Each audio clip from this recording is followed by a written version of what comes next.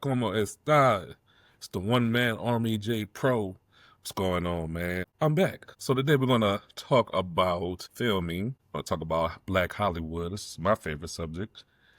But so it all goes back to the 90s. When I was little, I was a geek, a film geek. Man, I love TV. I watched TV all the time. I used to watch all the sitcoms and shit. And my pops wasn't around like that, so I used to watch Cosby Show, and like I literally like tried to like base my life off of that, like I felt like I was still, I got all sisters. We used to do all kinds of stuff. I used to do like simple stuff. Like I used to like listen to shows. I used to like record movies and shows like in the 90s, like on tape. And like, I used to, like listen to them and shit. So then I started doing that, like up until like I was an adult. Like I would like be working, like I used to put up magazines for a living when I was like 25, 26. I used to put up magazines for a living, and I used to do stuff like I was listening to like episodes of Smart Guy, or like my favorite movies, Freaks and Geeks and shit like that. Like, so like other people be listening to music, I'm up here listening to shows. Then I started listening to stand up, and like when I was probably like 9, 10, I found Martin's Talking Shit album.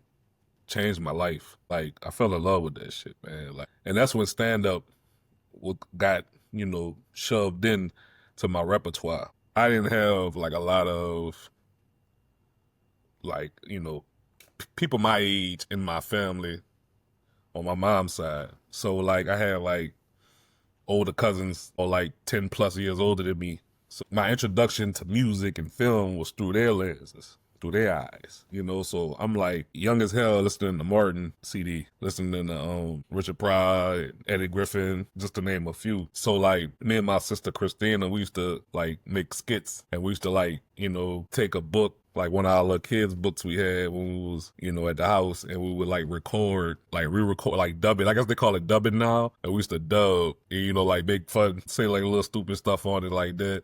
It used to be funny as hell. So then I used to like take like a movie, like maybe Life or like Poetic Justice or something, and recast everybody in the hood as it, and like start trying to like rewrite it. I used to try to rewrite it, like the whole script. And I remember like when I was a freshman in high school, in English class, we had to write a paper, like write a story or something. And my cousin Gavin, he used to come over and play me in Madden. So he used to read my stories and stuff. I remember one time I wrote a story like about these two prostitutes that was getting abducted or something like that. And I had like a superhero come save the day.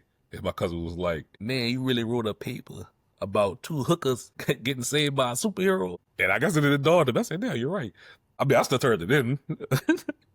Like it started off like with stuff like that. Me and the fellas, like we used to re-record, like we used to like like my daddy got me a camera when I was like in junior year in high school. So we would like take that and like film skits and shit. If TikTok and all that was out when we was younger, man, I'd be a millionaire right now. Cause we was doing TikTok shit before TikTok. All the little play dancing, all the little skits, we was doing all that shit. So it stemmed from that. I never turned my camera off when I got my first camera. My daddy got my camera hot, which if you don't know hot means, he got it on the street. And that meant a lot to me, because that was the most expensive ass camera. And like I took that camera everywhere with me. Even up into college, probably up until about sophomore year, when I moved off campus, like I was filming. I never stopped filming. And it went from that. And I guess you could say I was doing like reality show stuff before that was in. Well, I guess that was in because of Real World and all that. But I was doing that.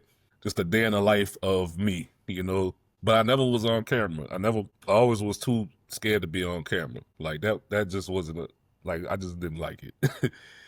So like when like my friends had the camera recording me, I got my hood on. I'm like, "Oh, come here and that shit." But I will film everybody else's lives though. Like I did my senior project on filmmaking. You had to do a senior project in high school, at least our high school, to graduate. And I did filmmaking. I did a documentary on Biggie. And I got some of my partners to interview, like, you know, what they liked about him and stuff. And I even had like a fake reenactment where like I had 2 toy cars and I made a big shift up and made it seem like the crime scene and shit. It was fire, you know. Like I still have the disc, but it don't work no more. So then, you know, me and my best friend Mark, we call him Ill, like Illmatic. Like we had a multimedia production class together. Why the hell they did that shit? Me and this nigga is dangerous together. So we used to have to create like multimedia productions, stuff like that. So I remember like, you know, he did one like what, you know, we was real into Black Pride and stuff like that. And I remember he had did a project and he took the Confederate flag and set it on fire and that made all the white boys mad in class. And then I had put my credits after the KKK. It was funny as hell.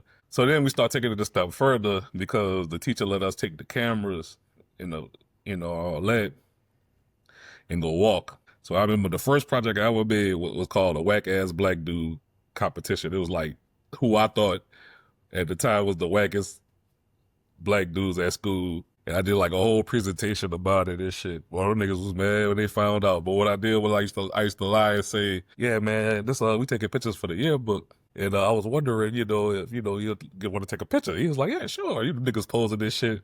I mean, I made a top 10 wackest black dudes at school. But it ain't like it was out. Only the class knew. So I'm assuming the class told the niggas that was in it.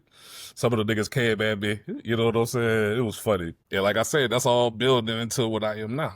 So then, you know, we got to school and I got to theater, you know, and first person that took me under their wing was Mr. Nixon. And Mr. Nixon, he was a white dude, but you know, he was a teacher at a black school. Matter of fact, we had like my two mentors at school was white and we was at a black school. Some of my classmates didn't really, you know, care too much about us having, you know, white teachers.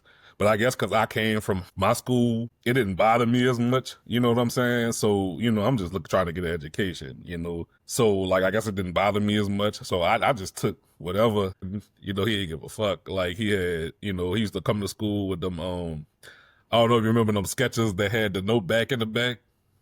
Kind of like the potato shoes, kind of like Crocs, but it was like sketches. And I remember he didn't wear no socks. It'd be cold as hell. And he had no socks on. And he used to be outside smoking Joes and shit. You know what I'm saying? And he showed me everything. He showed me like, especially with me not having a father figure, he taught me everything about like building sets. I had learned about all the tools, learned about how to put sets together, learned about how to like, you know, nail shit together. And he taught me how to do makeup. He taught me like how to, like, he taught me how production. He taught me how to like work backstage. He taught me like the ropes, like how much they weigh. He taught me how to move sets. He taught me how to do props. He taught me how to make props. He taught me all that stuff. So I was blessed enough to have him show me a whole lot. If it wasn't for him, I wouldn't know nothing, especially being an independent filmmaker, because like I do everything myself. I could play every role working backstage because of that, you know. And like I think I married my whole style after Mr. Nixon. That's why I be looking so rough. I mean, when I need to clean up, I'm cleaning up, and I look great. But when I'm chilling, you know, like him. You know, that's where I get it from. You know, like, you know, he got the rough beard and he be wearing the big ass clothes. You know, he don't be, you know, he just straight work, and that inspired me to be just straight work. You know what I'm saying? So then, you know, I learned that, and then I learned how to act. Dr. Ava Brewster Turner.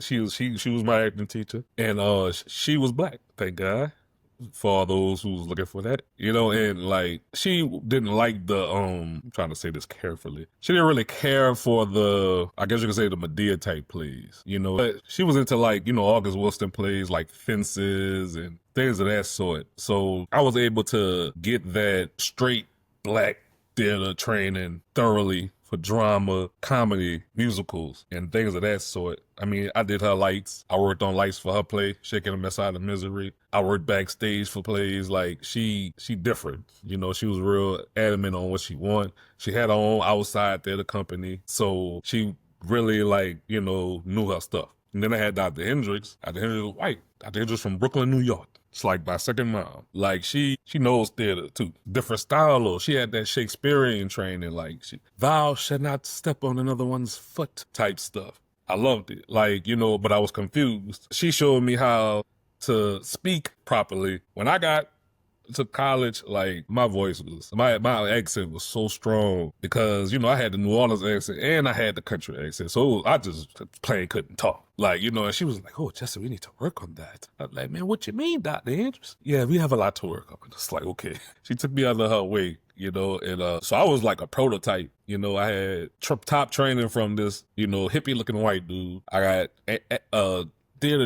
acting training from my black woman with her own stuff, her own production company. And I got this white lady from Brooklyn, New York spitting game at me. So, pretty much covered all bases. You know what I'm saying? That's why I learned that, like, man, I'm pretty good at this stuff, So then, like, when I got on my own out of school, like, I got into, like, acting, and that's when life changed.